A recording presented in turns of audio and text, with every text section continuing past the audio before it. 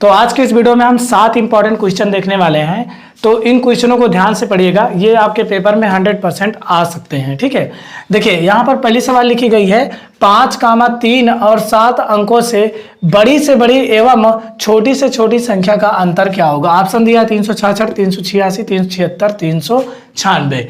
तो ध्यान दीजिएगा, यहाँ पर यही 3 अंक लेना है और हमको बड़ी से बड़ी संख्या छोटी छोटी संख्या बनाकर उसको अंतर ज्ञात करना है।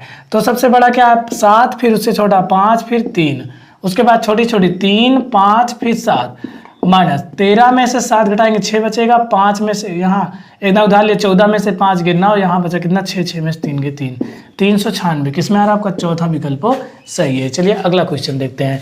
देखिए 7 नंबर आपको बताया, इसके बाद 6, 5, 4, 3, 2, 1 उल्टी सवाल चलेगी। ठीक है, ये 7 नंबर की सवाल है, इसके बाद 6 नंबर। तो चलिए देखिए क्वेश्चन नंबर 6, इसमें कह रहा है यदि किसी संख्या को उसी संख्या से गुणा किया जाए तो गुणनफल 225 हो तो वह संख्या क्या है। मतलब कि कोई भी संख्या लो उसको उसी से गुणा कर दो तो गुणनफल 225 आता है। मान लीजिए कि वह संख्या x है और x को x से गुणा कर रहे हैं तो 225 आ रहा है। यही कह रहा है ना, किसी संख्या को उसी संख्या से गुणा किया जाए, x गुणे x बराबर 225। अब इसका x गुणे x करेंगे क्या होगा, x स्क्वायर बराबर 225, x बराबर ये स्क्वायर हटेगा तो उधर क्या लग जाएगा रूट। ठीक है, 225 का वर्गमूल क्या होता है 15। वह संख्या क्या है 15 है। किसमें आ रहा है आपका चौथा विकल्प ही सही होगा। ठीक है, चलिए सवाल नंबर 5। तो देखिए दोस्त, सवाल नंबर 5 कह रहा है कि एक वर्गाकार मैदान की लंबाई 50 मीटर है। ठीक है, यदि घास यहाँ पर यदि घास लगवाने का खर्च जो है 30 पैसा प्रति वर्ग मीटर हो तो पूरे मैदान में घास लगवाने में क्या खर्च पड़ेगा। ठीक है, ध्यान से देखिएगा, यहाँ पर कह रहा है कि एक वर्गाकार मैदान है। मैदान कैसे होता है वर्गाकार में देखो चारों भुजाएं बराबर होते हैं, 50 मीटर ये, 50 मीटर ये, 50 मीटर ये, 50 मीटर ये हो गया। ठीक है, चारों भुजाएं बराबर होती हैं। इसके बाद कह रहा है यदि घास लगवाने का खर्च 30 पैसा प्रति वर्ग मीटर है। यहाँ पर ध्यान देना वर्ग मीटर दिया है। अब इसके अंदर घास लगाई जाएगी, यहाँ पर अंदर घास लगाई जाएगी। अब अंदर घास लगाई जाएगी, यहाँ पर क्या लगा जाएगी घास। और कह रहा है कि अगर 1 वर्ग मीटर घास लगा रहे हैं तो उसका खर्चा क्या है 30 पैसा है, 30 पैसा है। तो पूछा जा रहा है कि अगर पूरे मैदान में घास लगवाएं तो कितना पैसा खर्च होगा। तो देखो अंदर के एरिया में लगवा रहे हैं तो अंदर का एरिया मतलब क्या होता है क्षेत्रफल। तो यहाँ पर हम क्या निकालेंगे मैदान का क्षेत्रफल निकालेंगे, मैदान का क्षेत्रफल। तो मैदान का क्षेत्रफल सूत्र क्या होता है भुजा का स्क्वायर, यानी 50 का क्या कर देंगे स्क्वायर। तो 50 गुणे 50 बराबर क्या होगा 2500 वर्ग मीटर। ठीक है, 2500 क्या होगा वर्ग मीटर होगा। अब 1 वर्ग मीटर का यहाँ पर दिया है कि 30 पैसा है, तो 2500 वर्ग मीटर का कितना होगा। तो यहाँ पर लिखेंगे 2500 गुणे 30, ये क्या है पैसा है। देखो 30 पैसा का है। ठीक है, पैसा का है तो इसको हम 100 से डिवाइड कर देंगे, ये बन जाएगा किसमें रुपया में, क्योंकि 1 रुपये में 100 पैसा होता है। 1 2 ये खत्म। तो 25 3 कितना हो गया 75, 1 0 स्पेशल 750 रुपये खर्चा आएगा, यानी आपका पहला विकल्प सही हो जाएगा। ठीक है, चलिए सवाल नंबर 4, 3 सवाल और बच्चे जल्दी खत्म हो जाए। तो चौथी सवाल देखिए, बढ़िया सवाल है। कह रहा है कि 3/10, 3/100, 3/1000, 3/10,000 में सबसे छोटी भिन्न क्या है। सबसे छोटी भिन्न, तो सबसे पहले इसको समझिए डायरेक्ट। 3/10 है मतलब 3 रुपए को 10 लोग में बांट रहे हैं तो ज़्यादा पैसा आएगा, क्योंकि 3 ही रुपए या 10 लोग बांट रहे हैं ज़्यादा। 3 रुपए को 100 लोग में ये बांट रहे हैं तो थोड़ा सा और कम मिलेगा। 3 रुपए को 1000 में बांट रहे हैं थोड़ा और कम मिलेगा। 3 रुपए को 10,000 लोगों में बांट रहे हैं तो सबसे कम मिलेगा। इसलिए यहाँ पर जो 3/10,000 होगा यही विकल्प सही होगा, सबसे छोटी ये होगी, क्योंकि 3 रुपए को 10,000 रुपये में बांटा जा रहा है। तो चलिए 4 नंबर पे पहुंच गए, 3 सवाल मुश्किल से और बचे। देखो कह रहा है कि 8 में किस छोटी से छोटी संख्या का गुणा करें कि गुणनफल क्या हो एक पूर्ण वर्ग बन जाए। ठीक है, तो ध्यान समझिएगा, 8 में हमको कह रहा है कि इनमें से कौन सी छोटी छोटी संख्या गुणा करें कि पूर्ण वर्ग बन जाए। तो पहले ऑप्शन से हम चेक करते हैं। तो 8 गुणे 3/2 करेंगे, 2 का नाम 2, 2 चौक 8, 4 3 12। पूर्ण वर्ग का मतलब है कि ये पूरी तरह रूट से मुक्त हो जाए। क्या ऐसा हो सकता नहीं, ये वाला ऑप्शन नहीं होगा।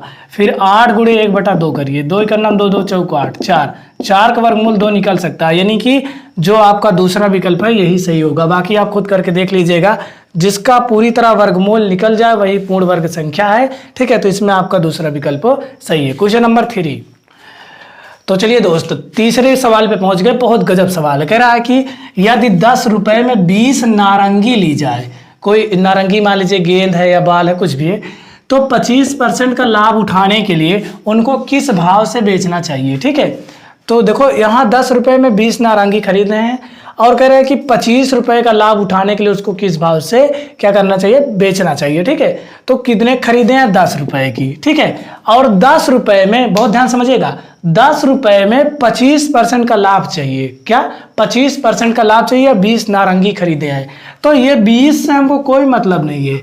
ये 20 नारंगी 10 रुपए में खरीदे हैं, आप इसी से कंफ्यूज हो सकते हैं। तो 10 रुपए में 20 नारंगी इन्होंने खरीदा है। जैसे कहते कि किसी वस्तु को क्रय मूल्य 10 रुपए है, 20% का लाभ कमाने के लिए, तब तो आप तुरंत लगा सकते थे। लेकिन देखो 10 रुपए में 20 नारंगी खरीदे तो ये वस्तु से हमको कोई मतलब नहीं।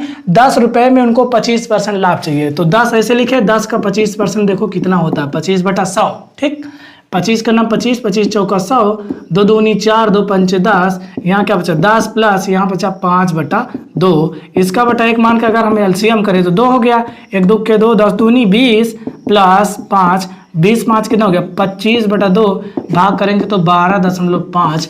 यही आपको उत्तर हो जाएगा, यानी आपका पहला विकल्प सही है। यहाँ पर 0 लगा सकते हो। ठीक है, इस 20 से कोई मतलब नहीं, मतलब 10 रुपए में उन्होंने किसी चीज को 20 वस्तुओं को खरीदा है। ठीक है, जैसे 10 रुपए में 20 नारंगी खरीदा, 10 रुपए में 20 केले खरीदे, 10 रुपए में 20 सेब खरीदे।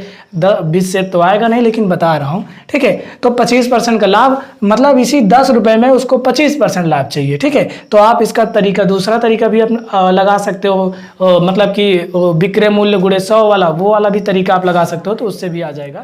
तो देखिए सवाल नंबर फर्स्ट, जो कि सबसे अच्छी सवाल है, तो इस सवाल को लगाइए और बताइए कि क्या आंसर होगा। देखो कह रहा है कि एक पेंट बनवाने में 1 मीटर 20 सेंटीमीटर कपड़ा लगता है। ठीक है, पेंट मान लीजिए कि जैसे पेंट ही है, हाँ, उसी को आप बनवा रहे हो, तो कह रहा है कि ऐसी 24 पेंट बनवाने के लिए कितने कपड़े की आवश्यकता होगी। ऑप्शन इसमें दिया है 28 metre, 18 metre, 28 metre 28 metre centimetre, 28 metre 38 centimetre, 28 metre 80 centimetre. मतलब 28 तो चारों में है, बस सेंटीमीटर अकेले का फर्क होगा।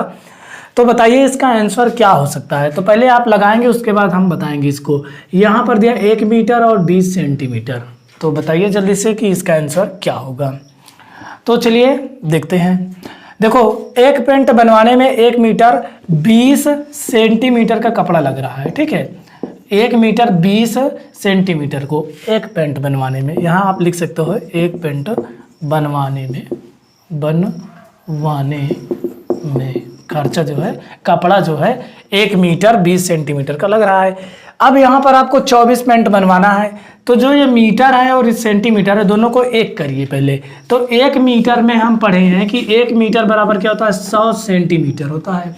तो यहाँ पर हम क्या करेंगे, मीटर को किस में बदल देंगे, 100 सेंटीमीटर में, और प्लस ये 20 सेंटीमीटर है ही, तो टोटल कितना हो जाएगा 120 सेंटीमीटर। समझिए 1 मीटर को हम बदले 100 सेंटीमीटर में और 20 सेंटीमीटर पहले से, तो कितना हो गया 120 सेंटीमीटर।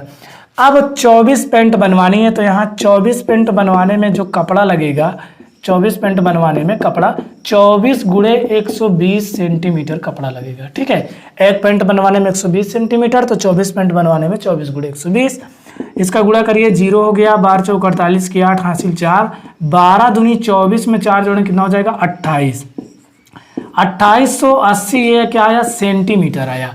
अब इसमें 2880 सेंटीमीटर तो कहीं दिया नहीं हमको, मीटर सेंटीमीटर दोनों में दिया है, तो जो यहाँ पर 2880 सेंटीमीटर आया, इसी को हम 100 से भाग कर देंगे तो किस में बदल जाएगा, मीटर में। किस में बदल जाएगा, मीटर में। जब यहाँ 100 से भाग करेंगे तो यहाँ 100 कब आएगा, जब यहाँ 2 अंक के बाद पॉइंट होगा, तो जो पॉइंट के इधर आएगा तो ये 28 मीटर बन जाएगा। इसको आप ऐसे लिख सकते हो 28.80 सेंटीमीटर। ठीक है, अब ध्यान दीजिएगा 28.80 हो गया, क्योंकि यहाँ 100 कब आया, जब 2 अंक के बाद पॉइंट रहा होगा। तो जो ये है 28, जो पॉइंट की इस तरफ ये मीटर में हो जाएगा, और जो पॉइंट की उस तरफ ये क्या हो जाएगा 80 सेंटीमीटर। तो 28 मीटर 80 सेंटीमीटर, यानी आपका चौथा विकल्प ही सही होगा। तो इस टाइप की सवाल आ सकती है और इसको आप ध्यान से पढ़िएगा। तो उम्मीद है ये सब क्वेश्चन आपको बहुत अच्छे लगे होंगे। इन क्वेश्चनों को ध्यान से पढ़ लीजिएगा, क्योंकि ये आपके बहुत काम आने वाले हैं। तो मिलते हैं अगले क्लास में, बहुत इंपॉर्टेंट क्वेश्चन आपके लिए लेकर आने वाला हूँ। तो ध्यान से पढ़िएगा और वीडियो को शेयर कर दीजिए।